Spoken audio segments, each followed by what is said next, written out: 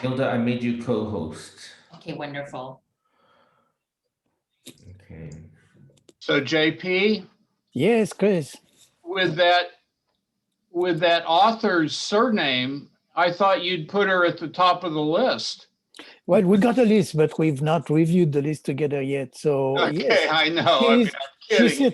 she's certainly a good candidate, and we Yeah. are going to, talk about all that. We, as you know, we are fully booked until the end of June, but we are going to have a meeting, in the next, week or so to decide how do we do about July, August. At least July, August should be. We have enough people to cover 2 months now. Mm-hmm. Good. So I'll keep you informed after our meeting. Okay, great. Mm-hmm. Great. Jeff, JP is our programs chair this year, and he's president-elect for a few more months, and then he will take Aaron's role in drum roll. When is the date? Is it July, first week of July? Yeah, First exactly. or second week of July, yeah. Okay. Yeah, I have to jump in the water and swim. Hi, Hi, Molly. Hi, Molly had a birthday. She had a birthday like 3 days That's ago. right. Happy birthday, Molly. Thank you. And I had a great day Okay. of eating. Oh, wow. Okay. Hi, Hi, Sean. Sean. Tell us, what did you do? In the morning, I went to a place in, oh gosh, what was the name? It's Sierra Madre for breakfast, and then went to Gale's for dinner. Oh. Was the place at Sierra Madre the only place in town? No, it's Nano Cafe. That's what it was. Okay. But I've been to the only place in town, I think. Yeah. Hi, Devon. Hi. Good to see you. Hi, Devon. Hi, Devon. Hi, everyone. Are you excited? I'm on the edge of my seat. We are too. We're excited to hear you. I found I'm not that interesting as I was preparing for this, so we'll see how it goes. Oh, I'm sure it's fine. We've been at a few craft talks where I remember Eric Block. I haven't seen him in a meeting for a long time, but I remember when he delivered his craft talk, we were, of course, in person. And I think I shook his hand right before, and it was like so sweaty. It was like, Well, I believe it's going to be 15 minutes of delight. I hope so. Yeah. Mhm. Yeah. I remember my craft talk. I was super, super nervous. I didn't like public speaking. Now it seems kind of natural now that I've had this opportunity to be present, but I was super, super nervous. I didn't know if I was going to be able to stand. That's how nervous I was. I remember your talk, Aaron. I remember that was around one of my first meetings, I think. Okay. Well, maybe not, but Yeah. anyway. Hi, Shodi. Hello, Shodi. Hi, Shodi. Hi. We'll get started in about 7 minutes. Allow some more people to log in.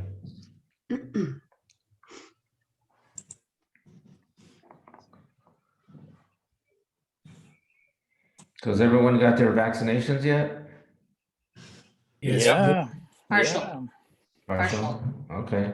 I know Partial Stephanie, with you a do, little right? bit of a reaction. Yeah.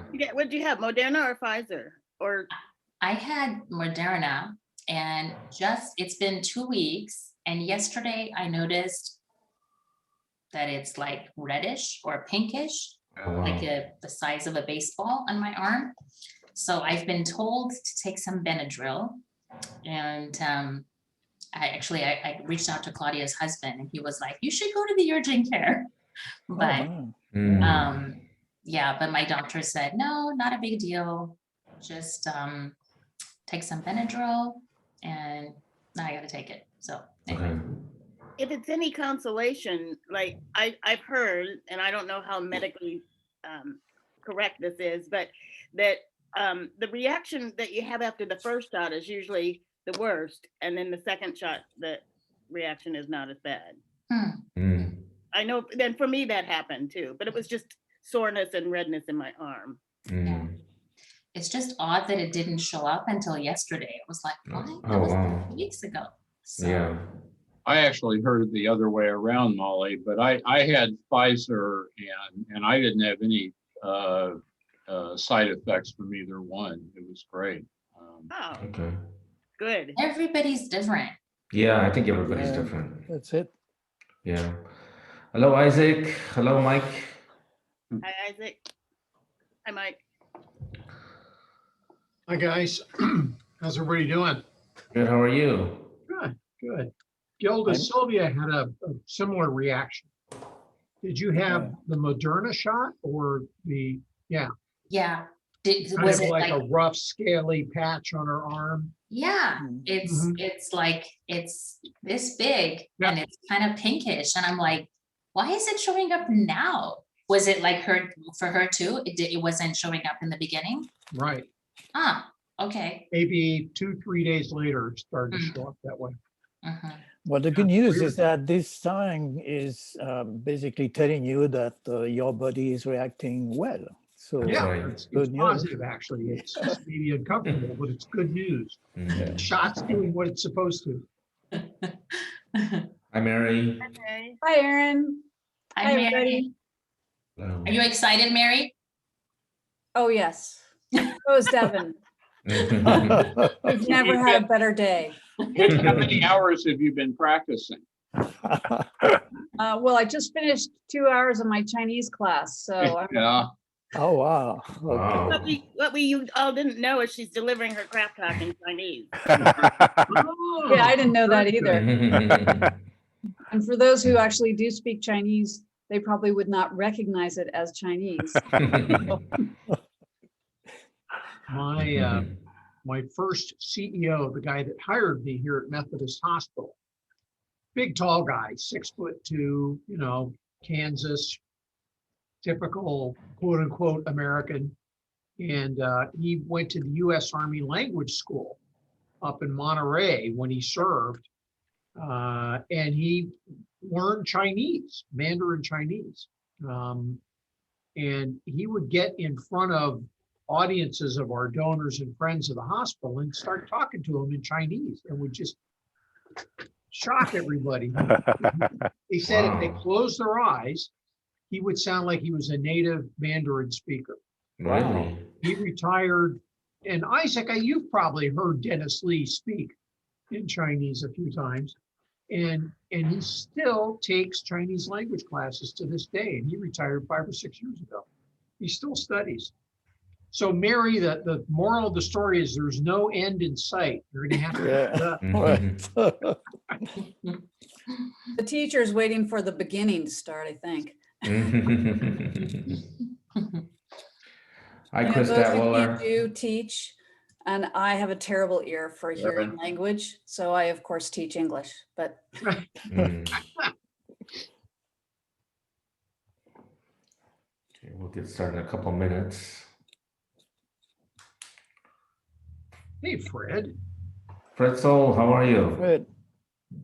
Chris, How are you all doing? good. Good. Doing great. Good to see your picture, Chris. Thank you. yeah. Wait. Mike also knows about Fred being Chris. That's funny. I know, I'm actually a little bit surprised. I'm wondering how he found that out. I'm gonna have to follow up on that. Folks, I have the sign in. Do you guys see it in the chat? Yes. Okay. If you can click on the Google form, whether you're a guest, whether you're a Rotarian, please, and sign in, that would be great. See, and my navigation to that web page was canceled. Oh, you can't see it? Now my IT system won't let me access it. So you're just gonna Oh, it take blocks my you. word for it that I'm here, Gilda. Yeah, I don't see it in chat. it's I'm there. gonna repost it. I think when you join after I've put it up there, it won't Got it. go to you. Yeah. Right. Yeah, I tried it in the chat, but I'm sure that my IT system will allow it, but my abilities are another story. That's okay. That's okay. I will surf the room and I'll add you in at the end. Hi, Dennis. Hello, Chief. Rueda. Good to see you all. Oh my gosh, on my screen, I could see Dennis' picture underneath Isaac, and Isaac's head was showing and Dennis's jacket was showing. It was like that was one person. Oh, connection. Very strange. All right, folks, we will get started now. Wow. As we remember that April is Maternal and Child Health Month in the Rotary world, I call the April 8th, 2021 meeting of the Rotary Club of San Marino to order. We are truly a club that Makes a makes a difference. difference. Please stand and join me in reciting the four-way test of the things we think, say, or do. First, Is it the true? truth. Second, Is it fair fair or or concern. concern? Third, Will it build build goodwill and better better friendship? Fourth, Will Will it it be beneficial to all concerned? Thank you very much. Please remain standing for the Pledge of Allegiance and invocation led today by President-elect JP Mangi. Thank you, Mr. President.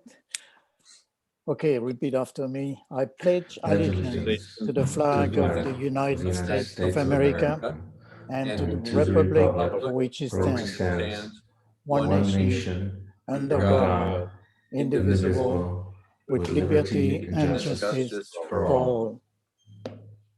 And if you will, bow your head for a short prayer. Lord, nature around us is blooming and renewing itself. Spring is a metaphor for change.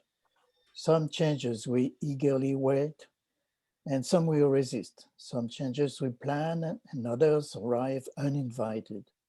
To all these changes, we ask the gift of your wisdom, inviting us to expectation, hope, and rebirth.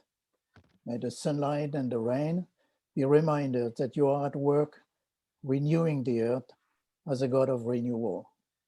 You are ever at work in our lives too. Open our eyes and hearts to the needed changes in our lives this spring. Awaken us to new life and perspective. Amen. Amen. Thank you so much, JP. That was nice. Okay, introduction of guests. I'll go to Gilda. Okay, thank you, Aaron.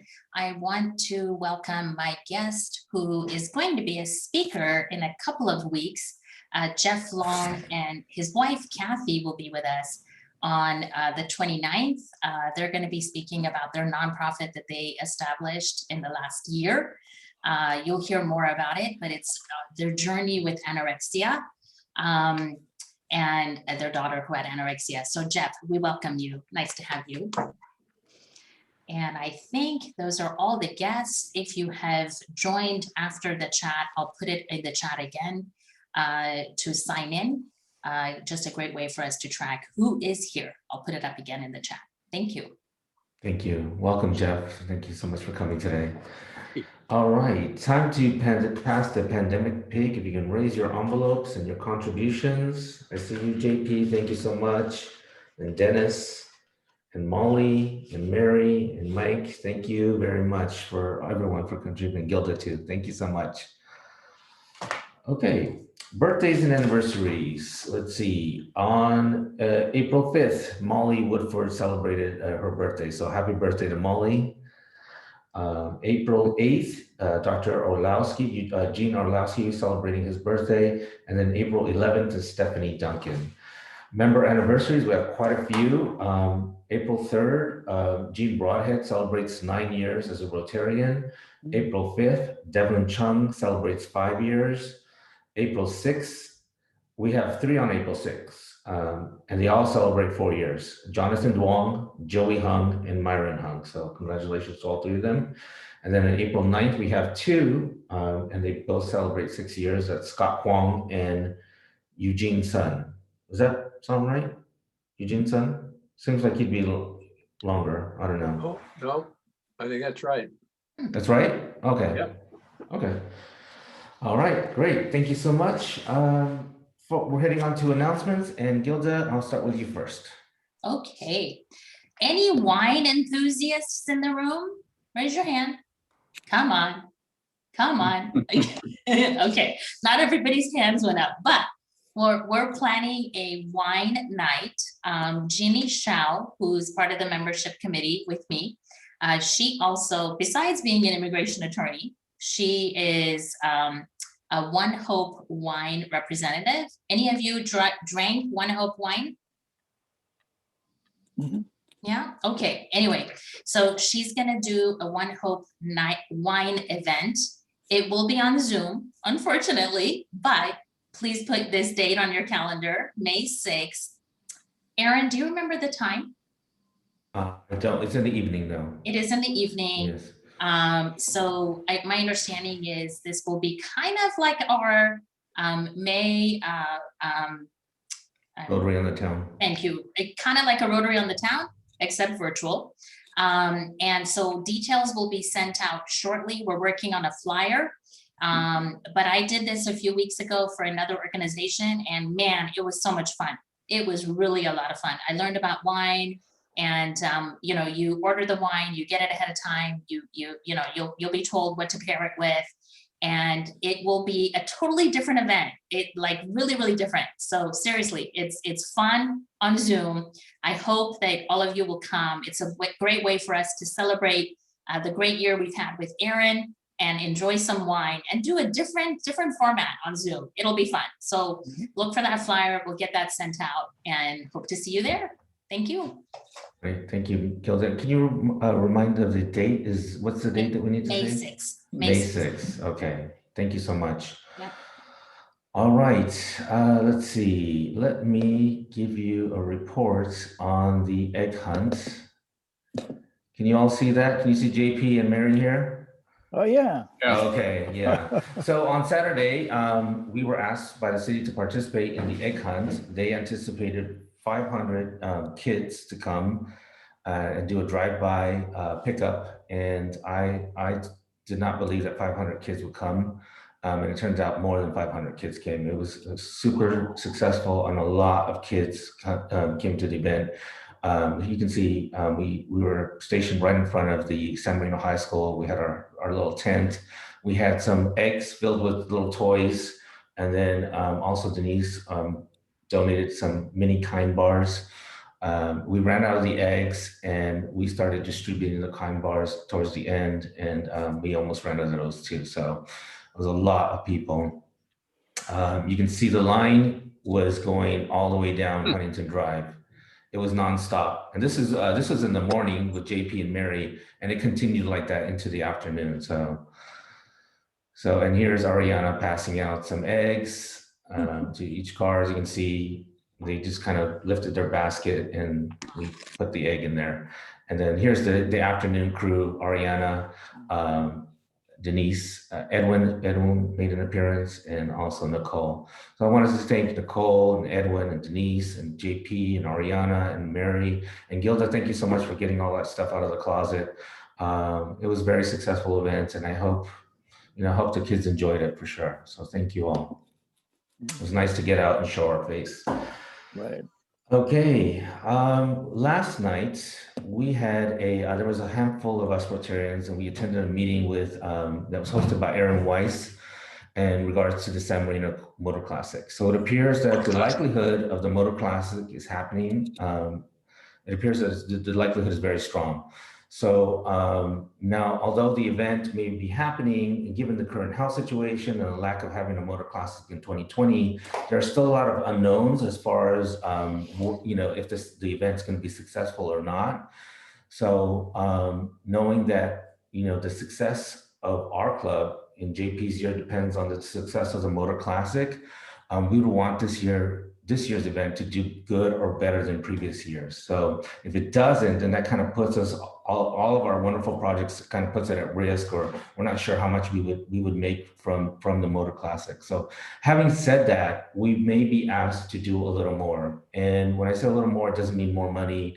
It doesn't necessarily mean more volunteers, although we'd like to still have the same amount of volunteers.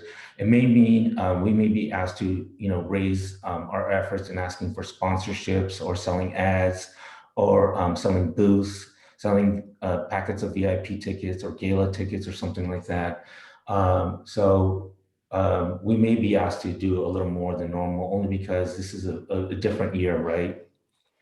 So look for some more information over the coming weeks. In the meantime, if you have a local business in mind that may be fit for the Motor Classic, please let myself or Stephanie Johnson know, and see how we can kind of fit them into this effort that we're trying to do.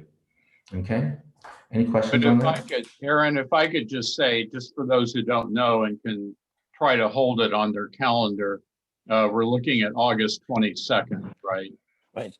In person, Yes. real people, real cars.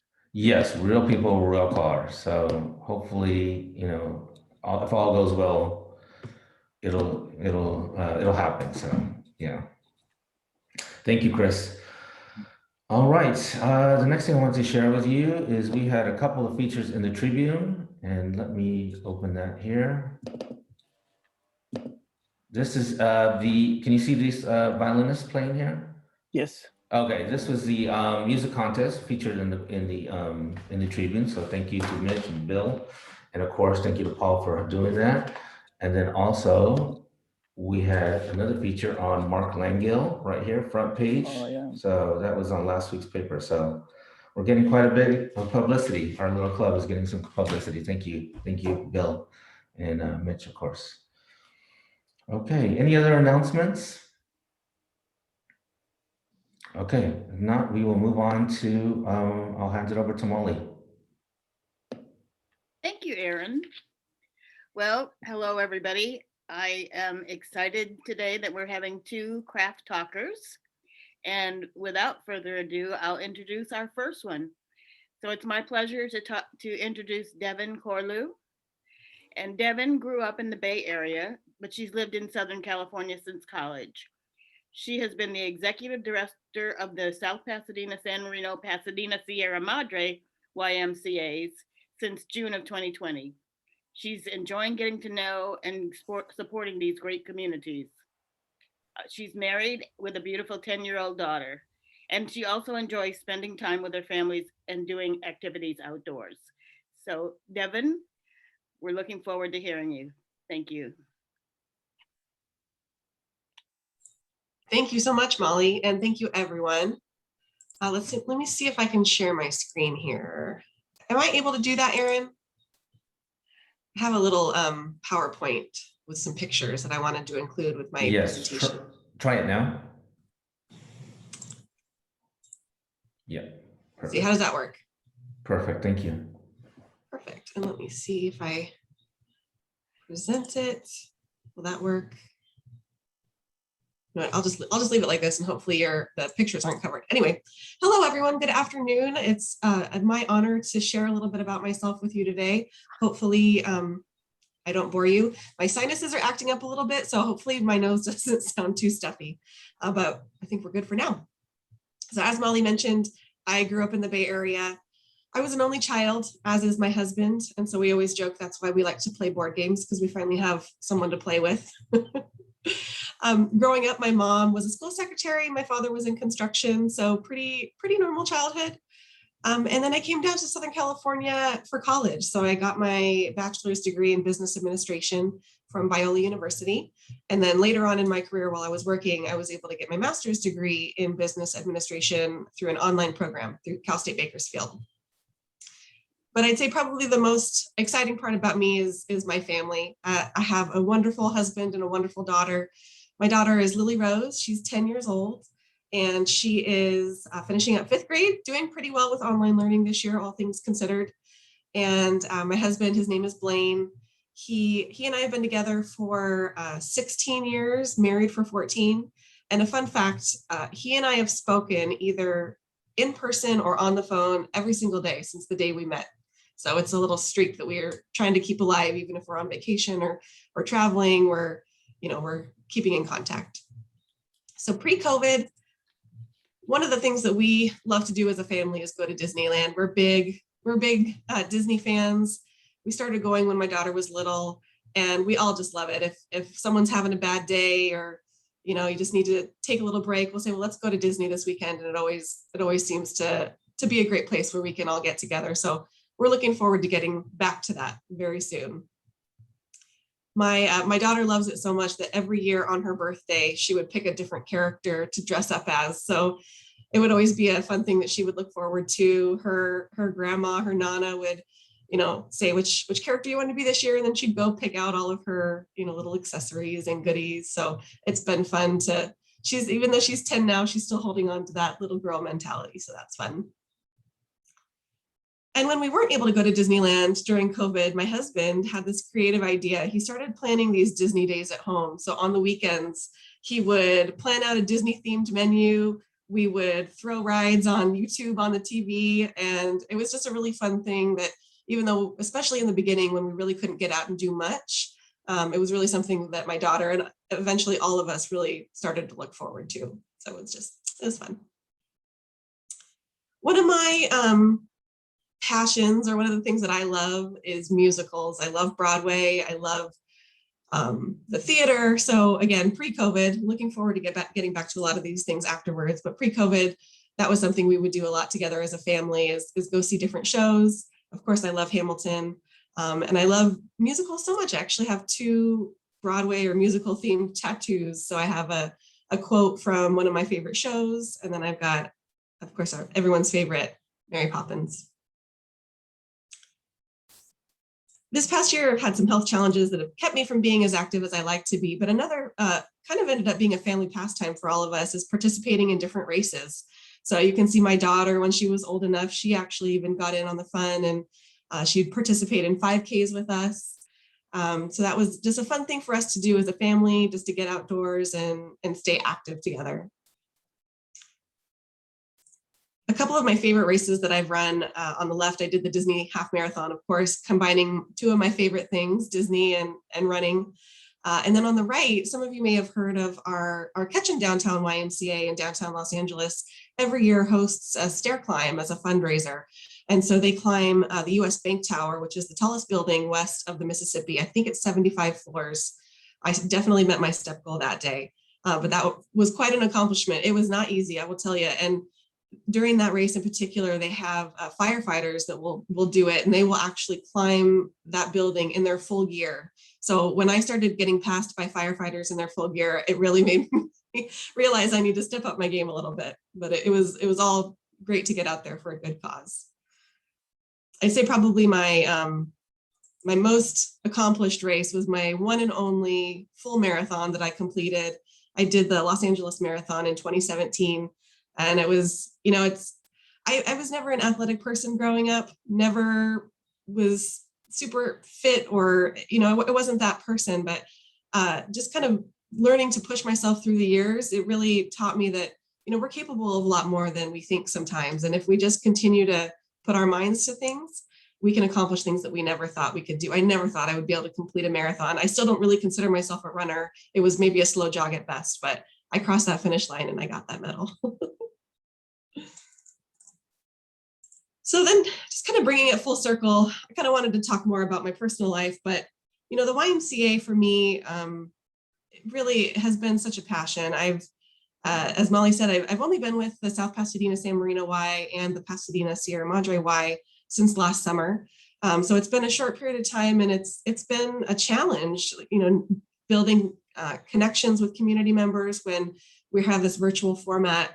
I still have some of my board members that I haven't met in person, and I've only met them virtually. So, but it's been such a lovely experience to get to know these communities. And I look forward to connecting more with all of you in the future, especially as, you know, we're able to get back to in-person events and things like that. But, you know, I've been with the YMCA for 16 years. I actually started at the Y just a few weeks apart from meeting my husband. So a lot was happening for me during that time. And I didn't know a lot about the Y at the time. You know, a lot of people have a Y story as a kid. I didn't have that. In Northern California, where I grew up, I'm sure there were Ys, but there weren't any around where I was. So I actually came to the Y through a temp agency. I was out of college and I was looking for a job, and there happened to be a job at the corporate office, which was actually close to where I was living at the time. And so I started at the ground level. I was folding thank you letters. I was sending out, you know, I was calling donors, thanking them. I was helping plan events, but really quickly learned that the YMCA was something special, and it was more than I thought it was.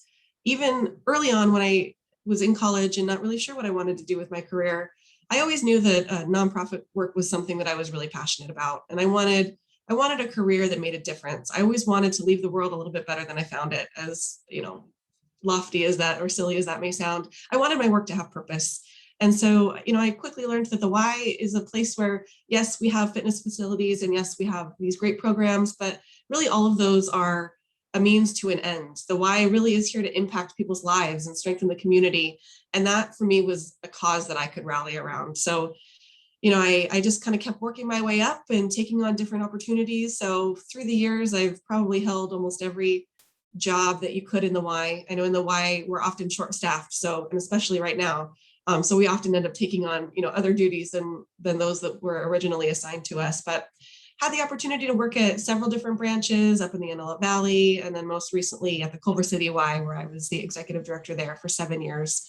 Went through some facility remodels there. So really looking forward to, again, once we're kind of getting through some of these COVID challenges, looking forward to just deepening my roots in these communities, in the community of San Marino and surrounding communities. On the right there is a picture of the first day we opened. So actually, the timing of this is quite ironic.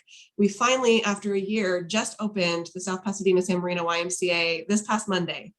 So it had been nearly a year closed. We had tried to open once last July, where we were open for 5 hours and 12 minutes before gyms got shut down again. So we really haven't been open in a year. So it's been wonderful to finally get to meet some of our members face to face. There's so many people that are just really excited to be back at the Y, back in their third place. You've got your work, you've got your home, but then you have the Y, which is always a safe place that you can come. So that's just a little bit about me. I'm just really excited to be here. I'm really proud to be a part of Rotary. I'm really looking forward to getting more involved and getting more connected now that we're open. And I feel like some of these hurdles that, I've had to jump through or jump over these past few months are hopefully behind us. So looking forward to what's ahead. That's a little bit about me. Thank you, Devon. It's obvious that you are very committed to the community. And I also like the fact that you and your husband have spoken every day since you met. Thank you. It kind of happened by accident, but once we hit a certain point, we just had to keep it going. Well, thank you. And now we're going to hear from Mary Ulin. Mary, actually for over 20 years for her, let me start again. For over 20 years, San Marino has been a lovely place for Mary and her husband, John, to raise their 4 kids. Their names are Curtis, Christine, Tori, and Allie. You might have seen her walking in the neighborhood with 3 big dogs. She's been teaching English as a second language for 7 years, but this past year that's been online. And then her business is called English with Mary 91108. Mary, please share with us your talk. Great, thank you. Aaron, I also need to share this, be a host. Yeah, you can try sharing. I think you should. Okay. Yeah.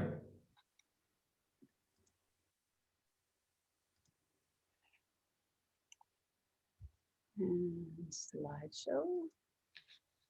Oops. Let's get slideshow. Oh, there we go. All right. Can everyone see that?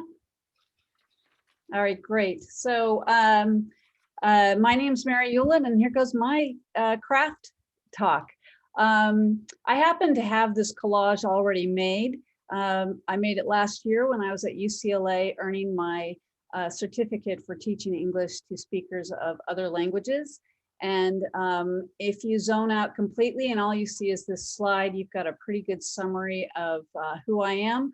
Obviously, my family is central, but I have had the good fortune of many dogs and lots of travel with my wonderful husband, John, as well as with others. So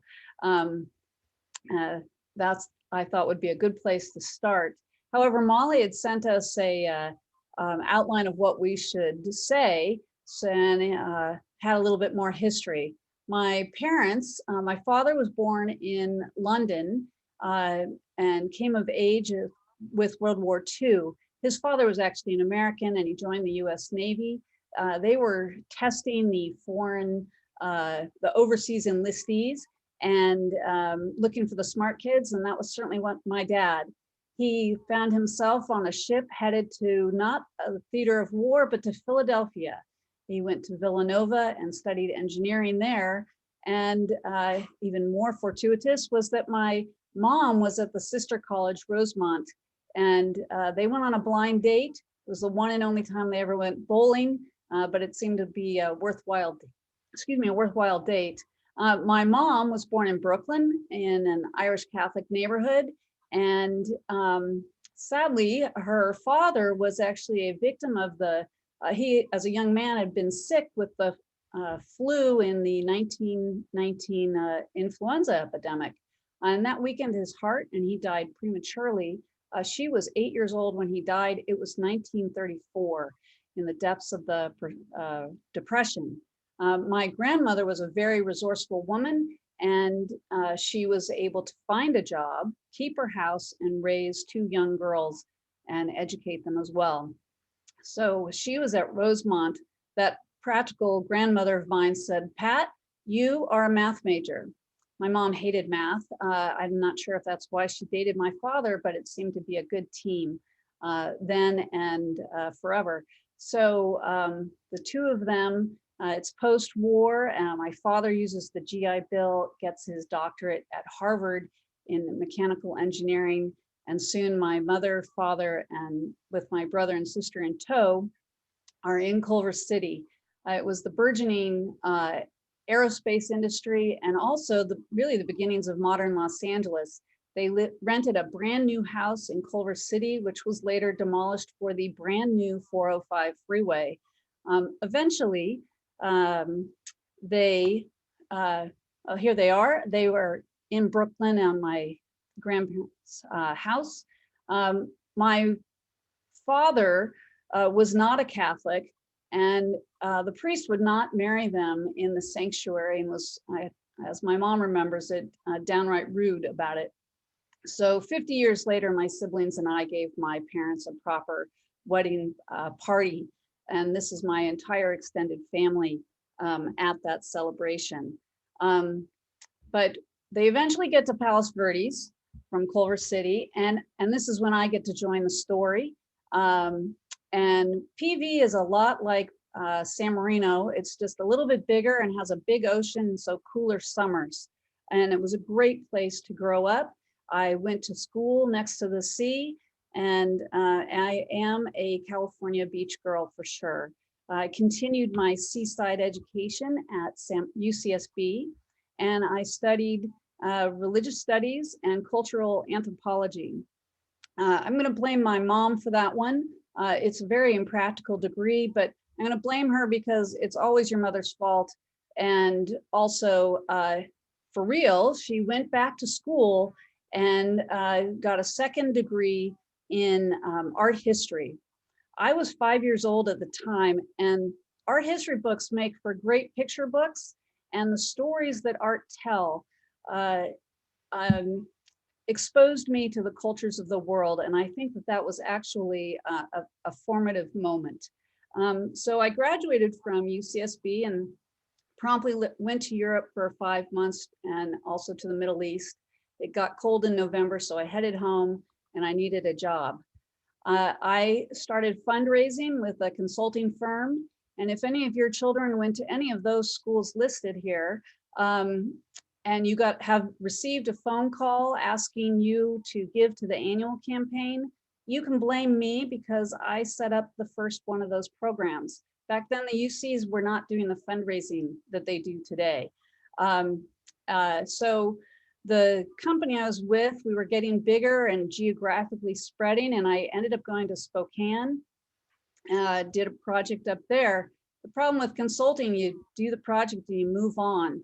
Well, I kept moving around. I didn't like that because the next spot was going to be in the Midwest.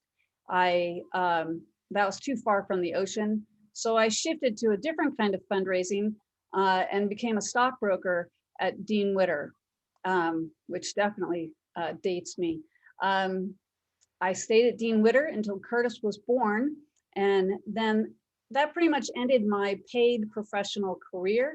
But I would say that I am a professional volunteer.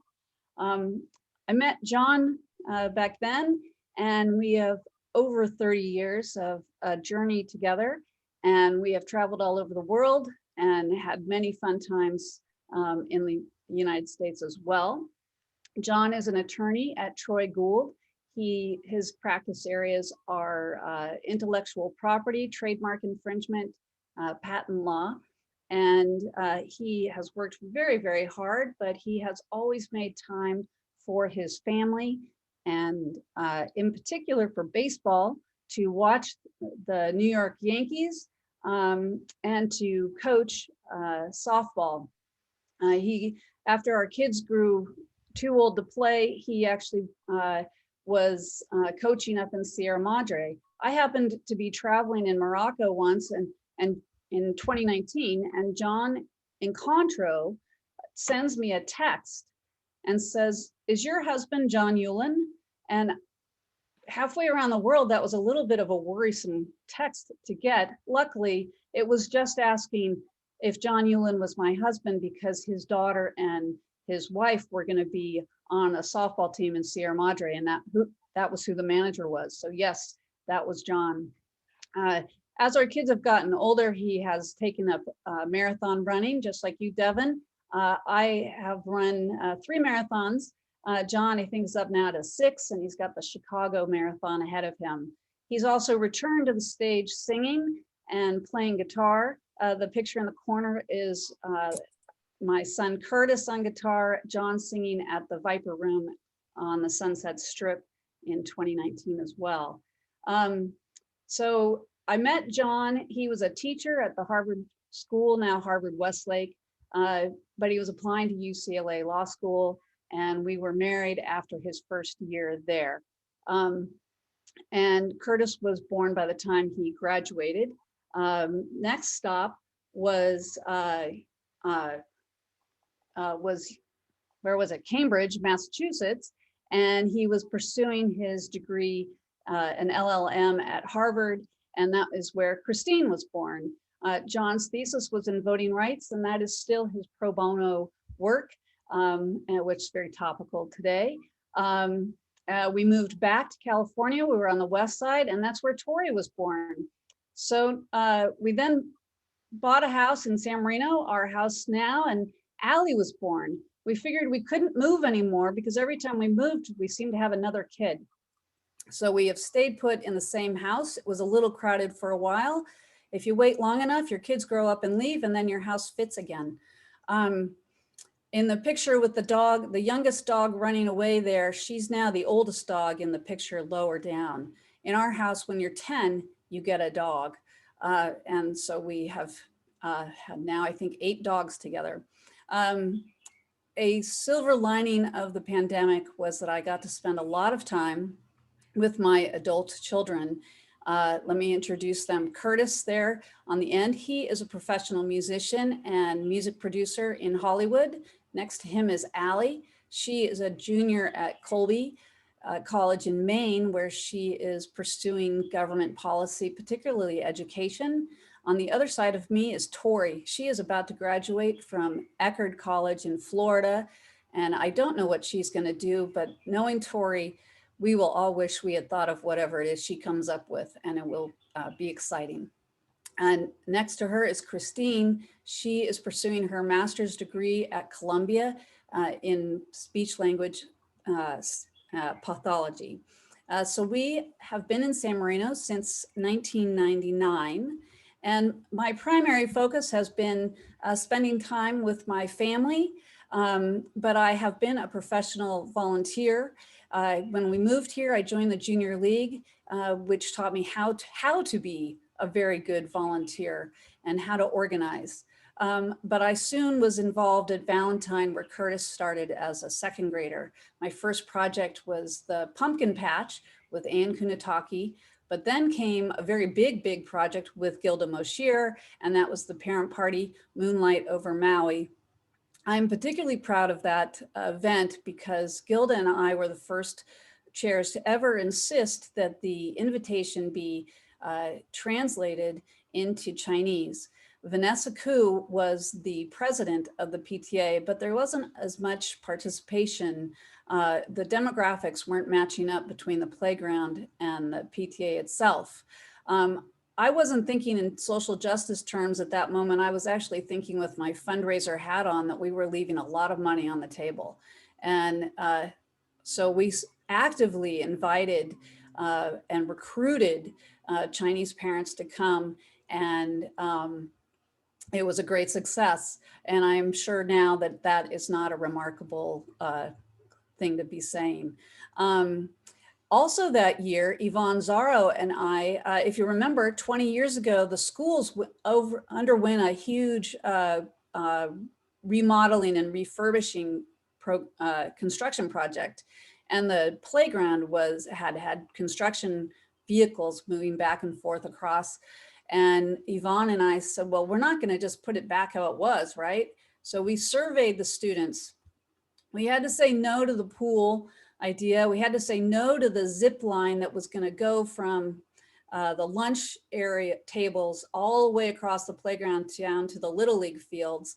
But we were able to put in more grass, more handball walls, and still have money for extra playground equipment. A shout out to Julie Boucher, who I was playing tennis regularly then.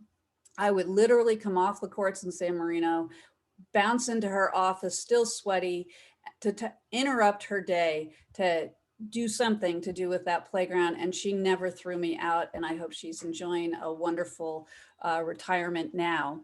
As my kids grew up, my volunteering was growing as well.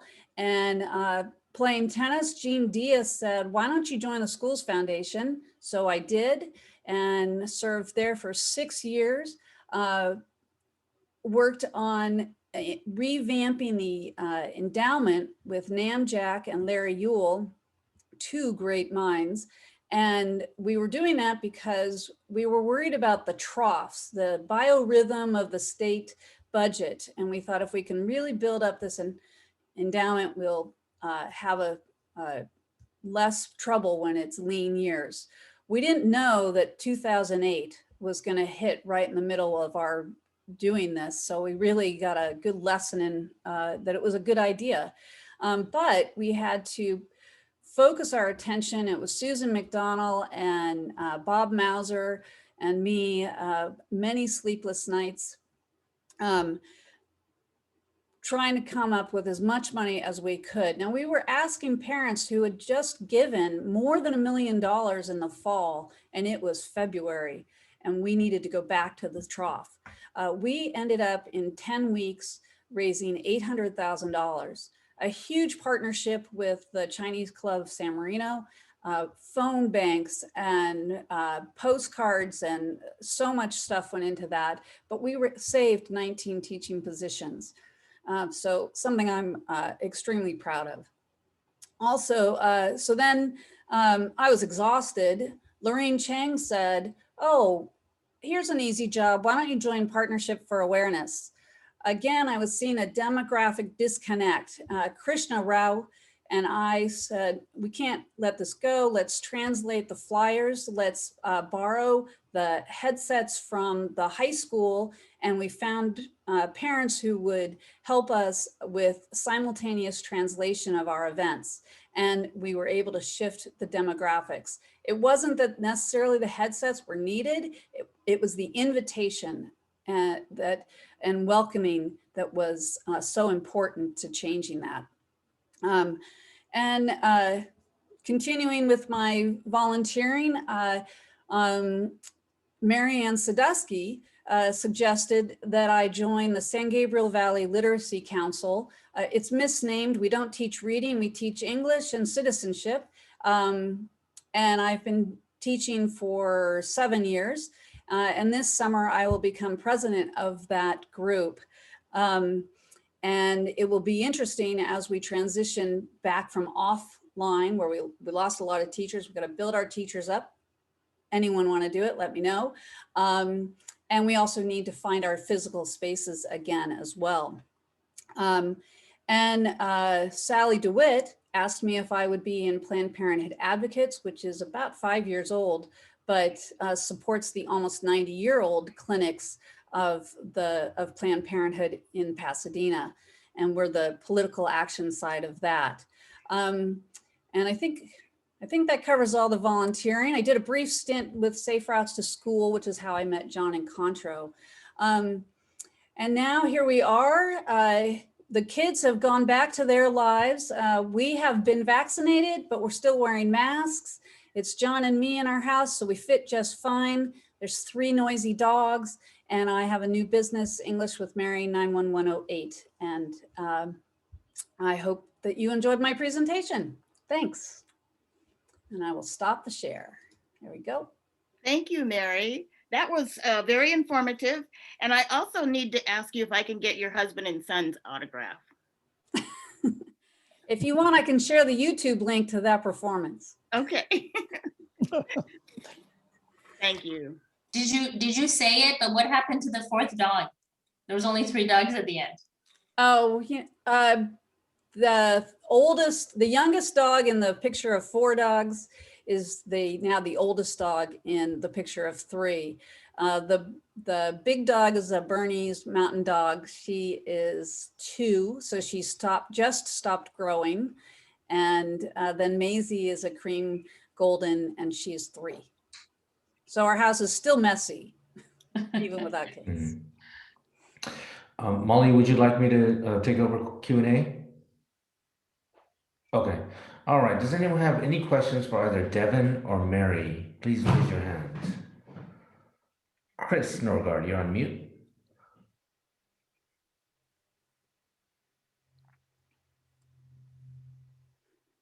Yes, can you hear me now? Yes. Yes, Devon, I just wanted to ask you, where in the Bay Area did you grow up? Livermore, East Bay. Yeah, right. Okay. Yeah. And so your mom worked for what school? So she actually worked for Valley Christian private school in Dublin. Right. Yep. Great, All my thank you. family's still up there. Awesome.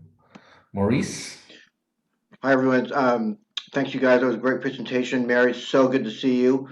I can't believe your kids are just, of course, I knew they would be thriving. I just can't believe that they're the age that they are. But, knowing how big of a baseball fan you and your husband are and how politically active you are, I'm just curious, what were your feelings about the All-Star game moving because of the voting rights issue from Atlanta to Colorado? Did you feel like maybe baseball should have got involved, or it's about time that sports got more involved?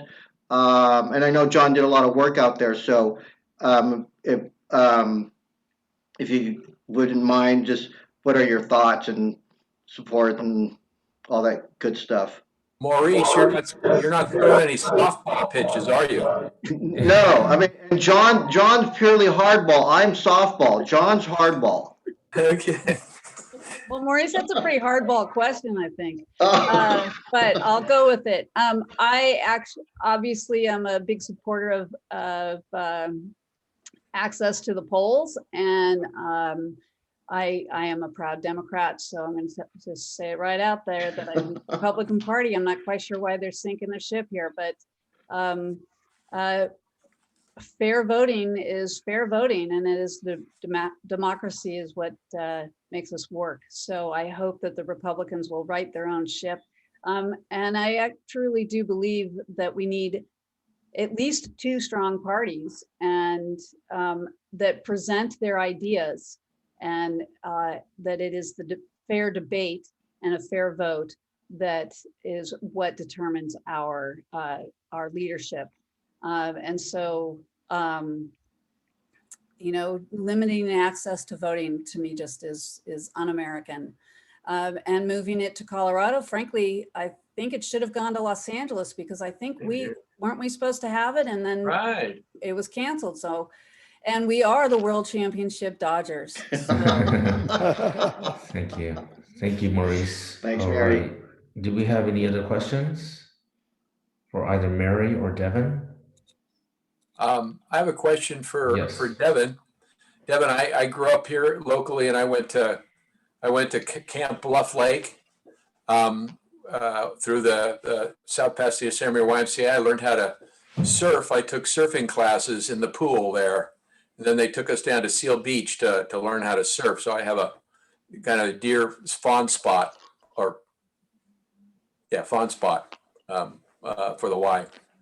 When did you say it's actually open for folks to come in and kind of reestablish our relationship?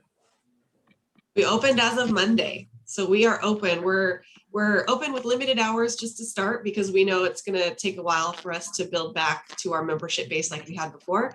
But we are open Monday through Saturday, 7 a.m. to 11 a.m. and then Monday through Friday, 4 p.m. to 8 p.m. Our pool is not open just yet. We're still waiting for the specifics from LA County on exactly what indoor pools in the orange tier means. They actually haven't released that yet. So indoor pools will probably be coming soon, but the facility is open. It's exciting. Great. Nice.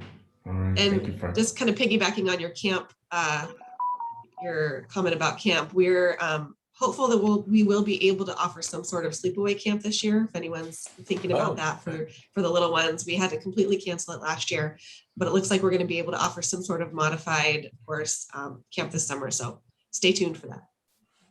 Okay. Okay. I have another question for Mary. Is that Yes. okay? Yes, Aaron? absolutely. Yep. Aaron, Mary, tell us a little bit about Learning with Mary 91108. I think I said that wrong, but tell us a little bit about your business. Well, thanks, Fred. That is a softball question. That's how it's done, Maurice. I need to take lessons. So English with Mary 91108 was actually just started up about a year ago. I wanted to up my game. I played recreational tennis social tennis for a long time, and I was getting a little bored, and so I upped my game and I joined USTA and played competitive tennis, and it made me a better tennis player. Same thing with teaching. I have been teaching for 7 years, and I just kind of felt like I know that I can do better, and the kids are gone, so John has been watching his professional volunteer wife. He said, could you make money doing it too?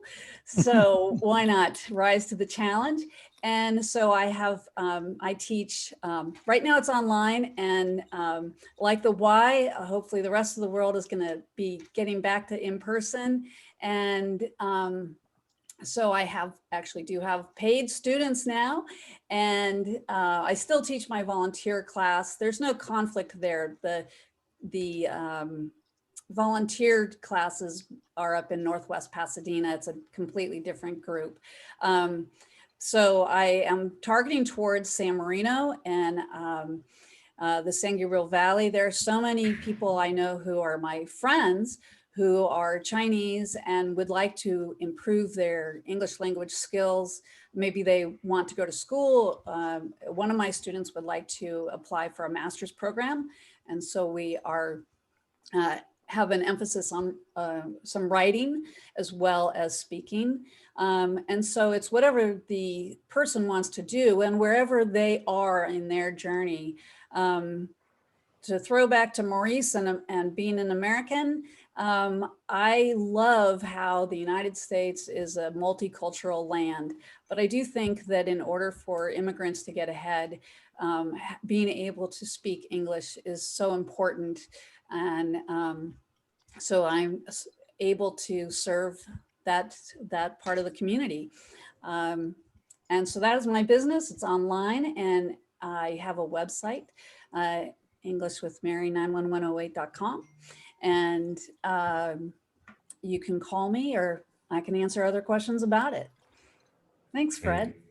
Thank you, Mary. That was great. We have any other questions? I have a question for each of you, and I'll just go by the order of which you spoke. Devon, if you want to start first. You can tell us why you joined Rotary and what your experience has been so far. Yeah, thanks, Aaron. think I shared before, I've been involved with Rotary a lot over the years, never been a direct member, but with my past experiences with Otherwise, Rotary has always, to me, seemed like one of the just core foundational groups of a community. It's a great way to connect with, leaders in the community. They're often, volunteer focused, which is something that aligns with the work that we do with the Y. So for this group in particular, for me,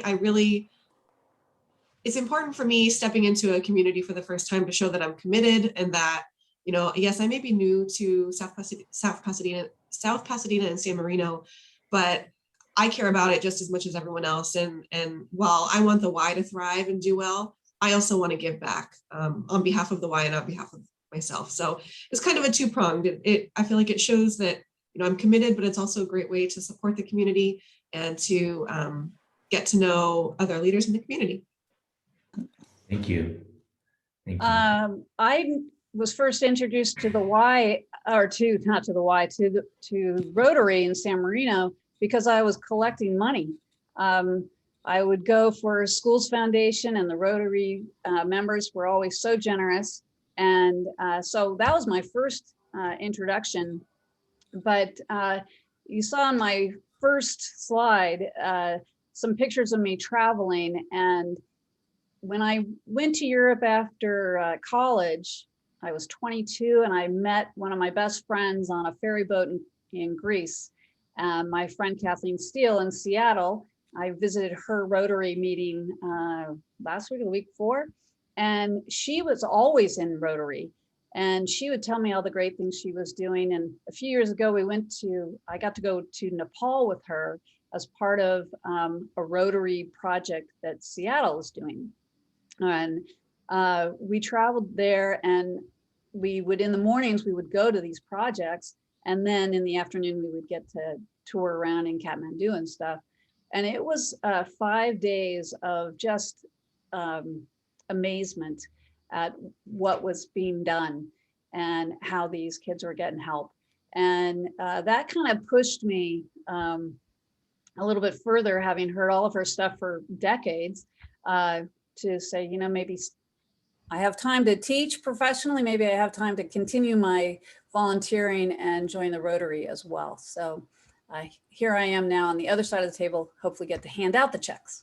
Yeah. Great. Thank you so much, Mary. And thank you both for attending frequently. So thank you so much, despite, this format. So thank you. All right. Any other questions? Any final questions? Okay. Thank you both. Thank you, Devon and Mary, for doing your craft talks. I think, you're on your way to your blue badge. Yeah. So that was fantastic. Thank you both. All right. One thing I forgot to mention is our program for next week is the business plan contest. And if we can show our support for the students next week, that'd be fantastic. We want to thank Isaac and the Programs Committee for putting that together. Rotarians and guests, thank you so much for joining us for today's meeting. Thank you, Jeff Long, for joining us today. You're welcome anytime, and we'll see you later on this month for sure. The April 8th, 2021 meeting of the Rotary Club of San Marino is adjourned. Thank you all. Oh, bye-bye. Enjoy the rest of your Thank you day. all. Thank you. Thank you, Mary. Thank you, Devon. Great job. Great job, ladies. Thanks, guys. Thank Yeah. you. All right. See you later. Take Bye, care. Dennis.